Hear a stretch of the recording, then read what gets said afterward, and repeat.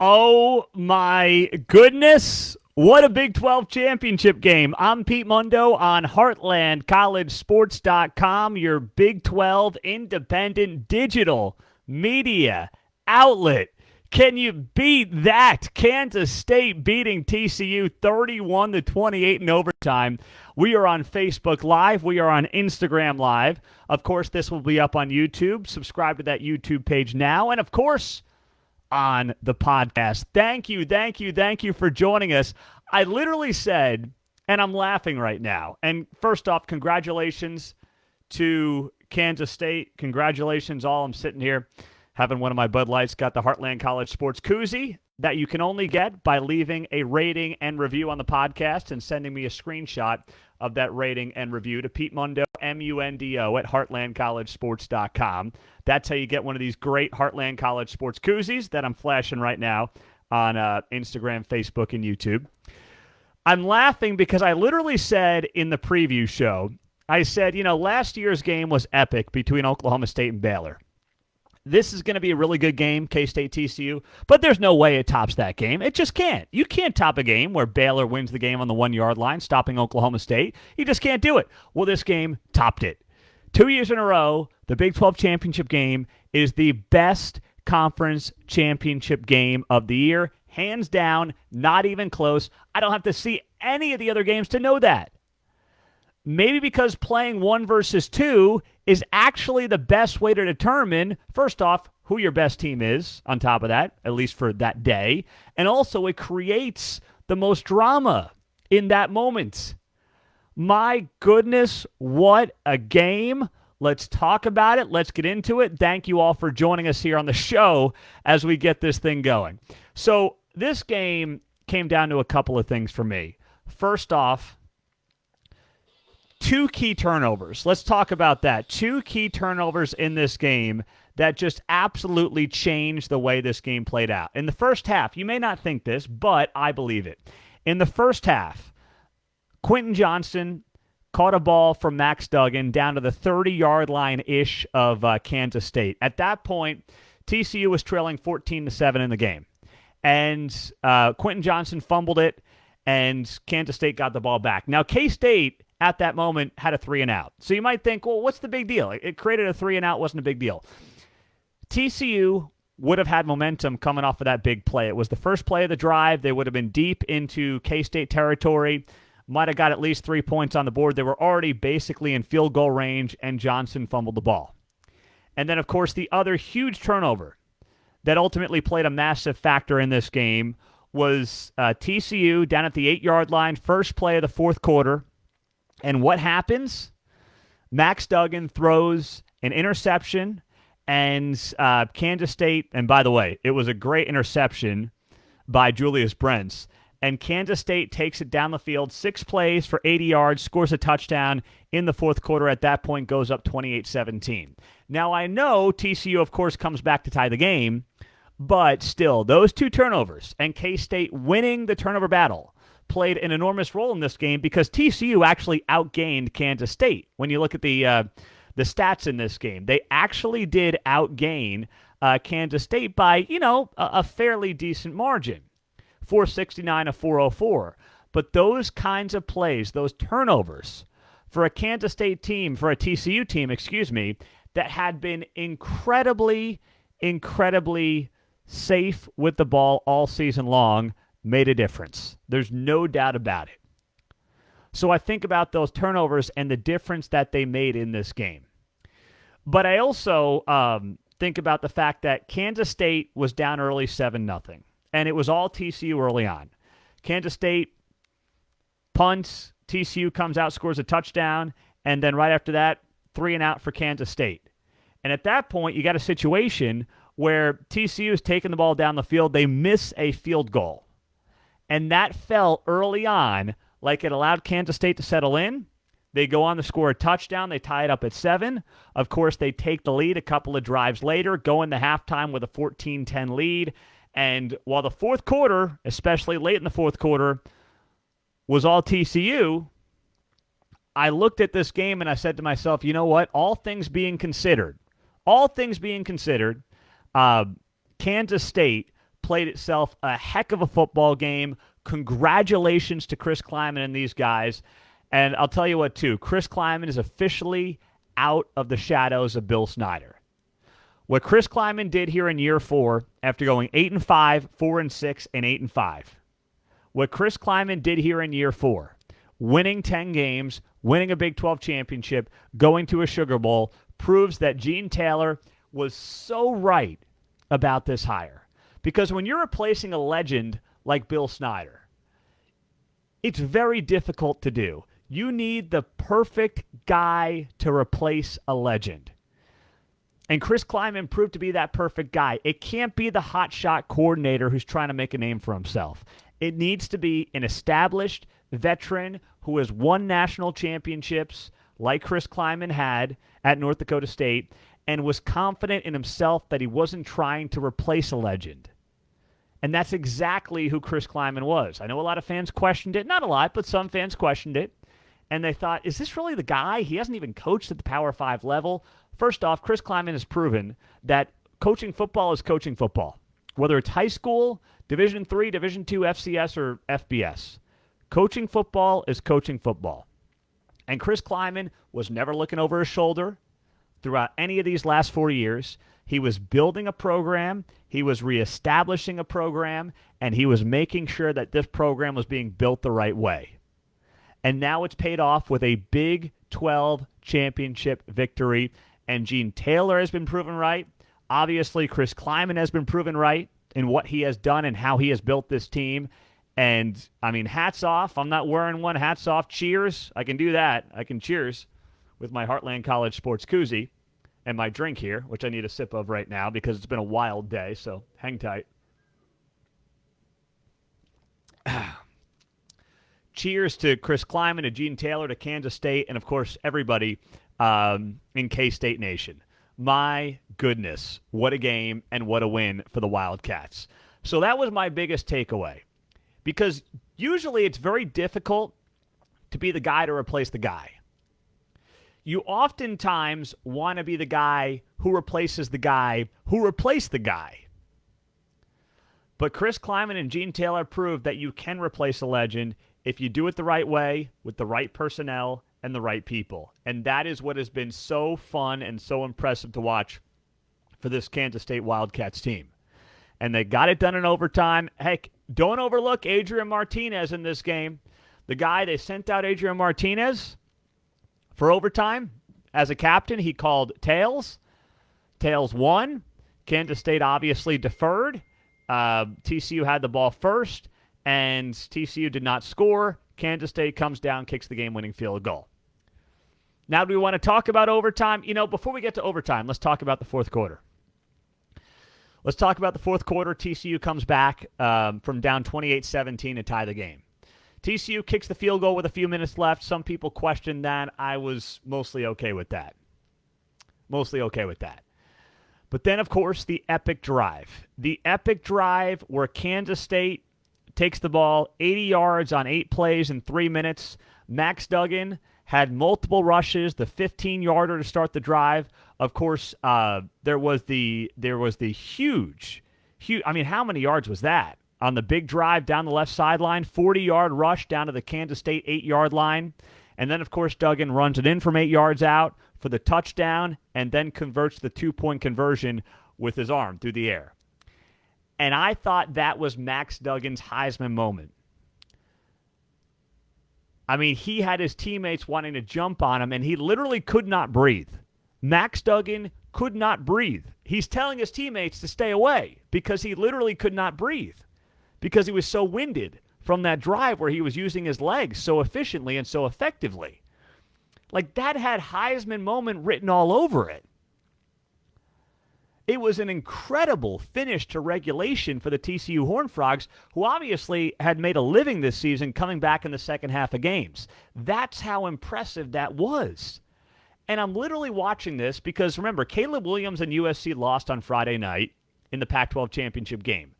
Max Duggan, that was the moment. If TCU had won the game, you said to yourself, that's it right there. That's the moment he wins the Heisman. That's the viral, Don't jump on me, guys. I literally can't celebrate. I'm so winded.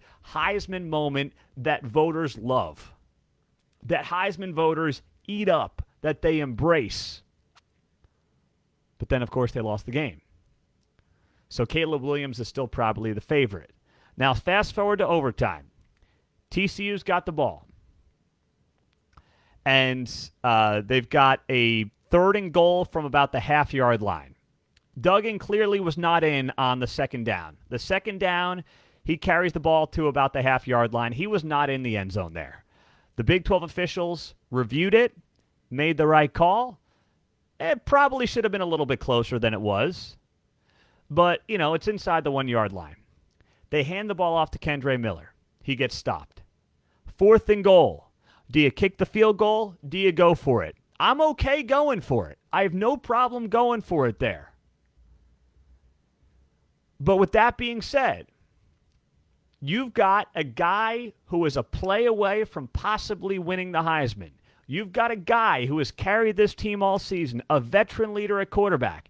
You have got a guy who is the reason you are sitting here in overtime right now.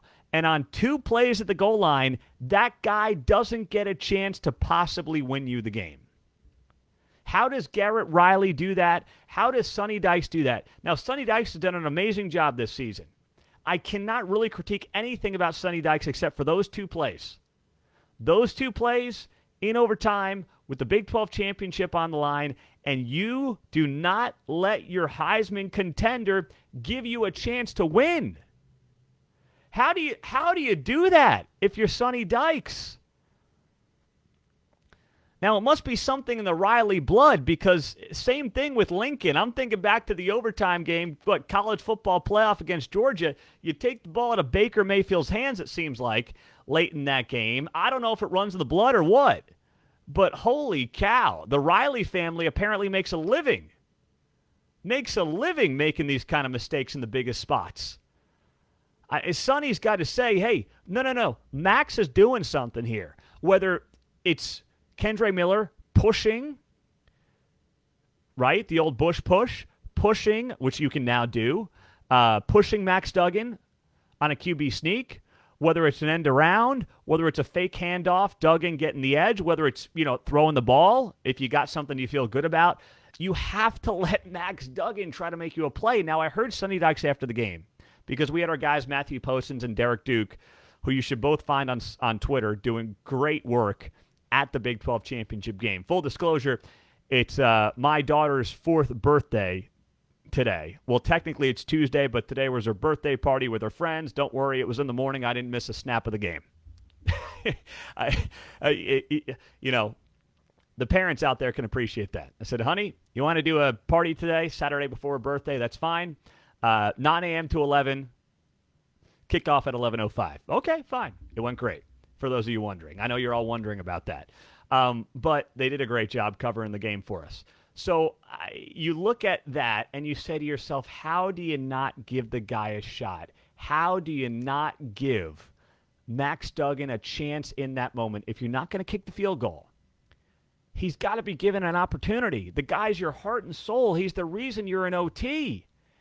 And you just, oh my goodness, that's going to just irk TCU fans, and it should irk TCU fans. That's not Monday morning quarterbacking at all. That is not Monday morning quarterbacking. That is sitting there watching the game and saying, how does my guy Max Duggan, who literally put this team on his back, carried this team on his shoulders, how does he not get an opportunity there on 3rd or 4th down?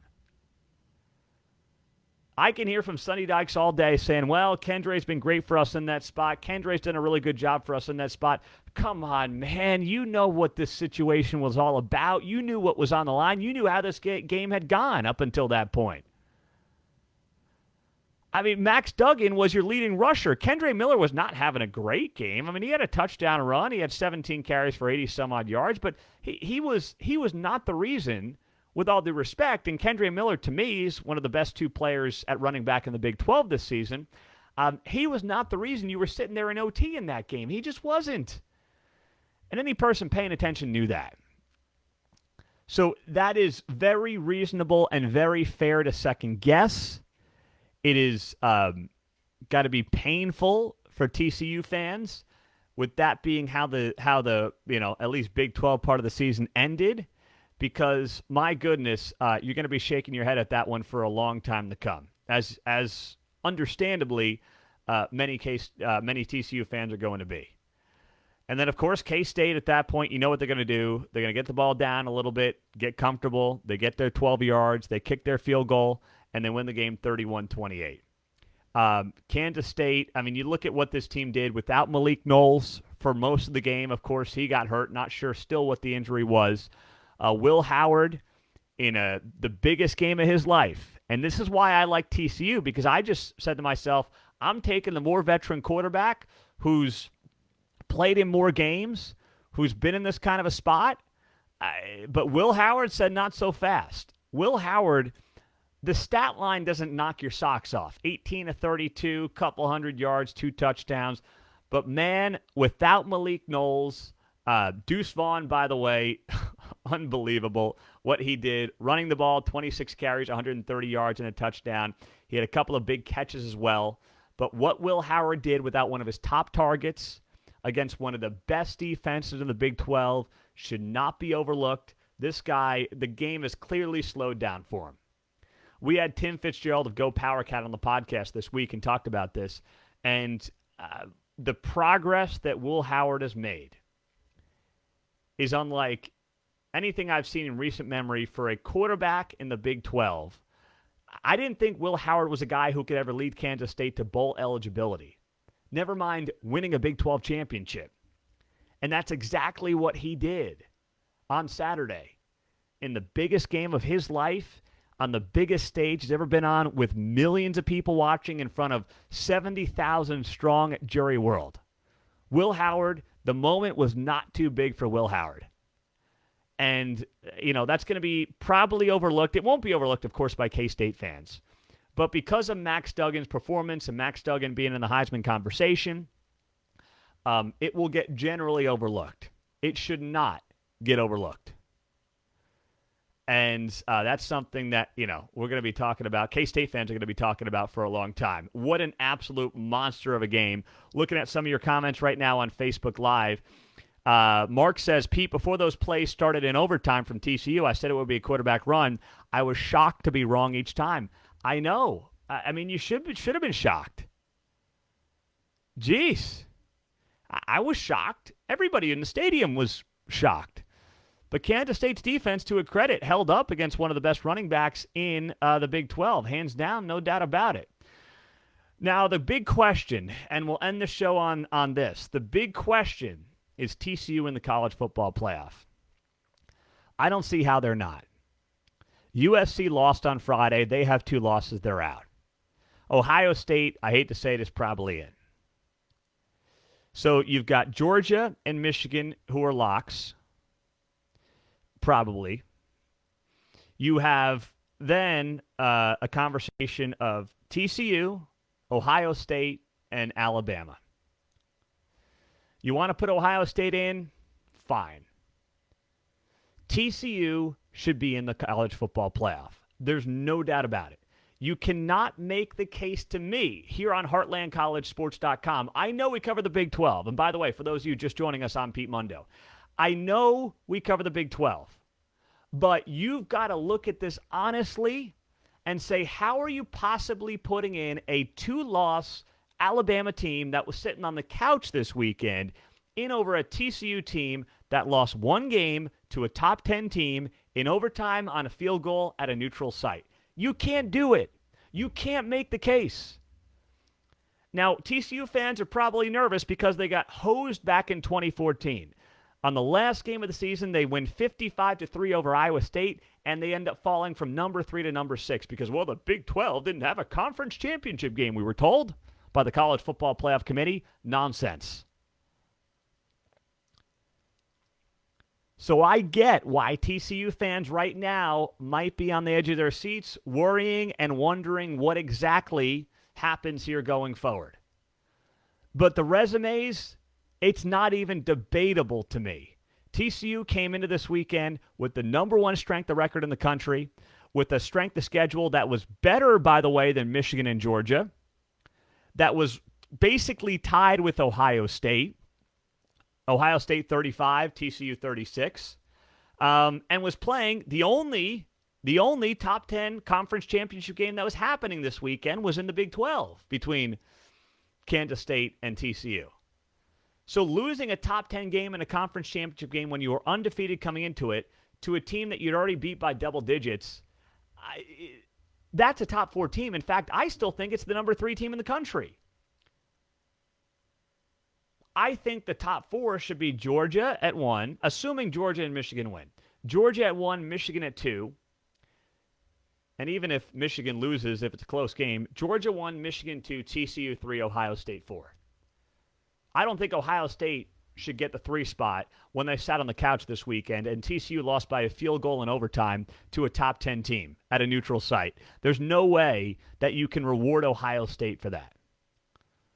I just don't think you can do that. If the College Football Playoff Committee wants to be honest about conference championships mattering, and they should because they told us 8 years ago during the first year of this playoff, this ridiculously biased playoff process, that stuff did matter, then to me it's not close. And let's be honest, this is not even a conversation if the logo on the side of the helmet is Texas or Oklahoma. It's not even a conversation as to whether or not TCU gets into the college football playoff. It's not. It's not close, and everybody being honest knows that. But because it's TCU, because it's not a brand air quotes, suddenly we've got to have this ridiculous conversation that's not even worth having. If USC had won on Friday night, then maybe you say, okay, Georgia, Michigan, USC, TCU. Then it's a TCU-Ohio State conversation. And to me, TCU still should be in over Ohio State, who got boat raced on its home turf by Michigan 2 weeks ago. But right now, you're going to really have a conversation between TCU and Alabama? Are you kidding me?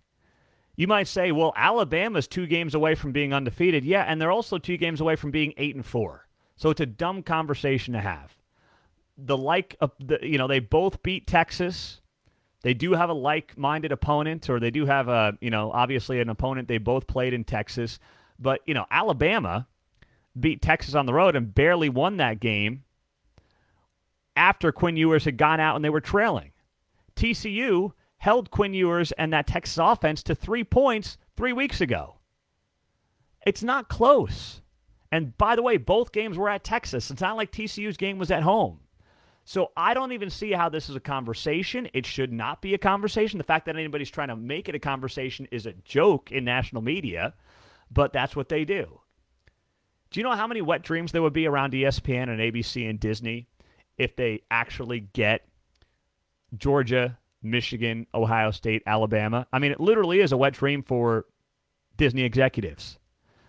But if the College Football Playoff Committee is truly a somewhat, and I'm not going to say an honest and integrity-driven committee because I don't believe it is, but if it is somewhat an honest and integrity-driven committee, then TCU will be in.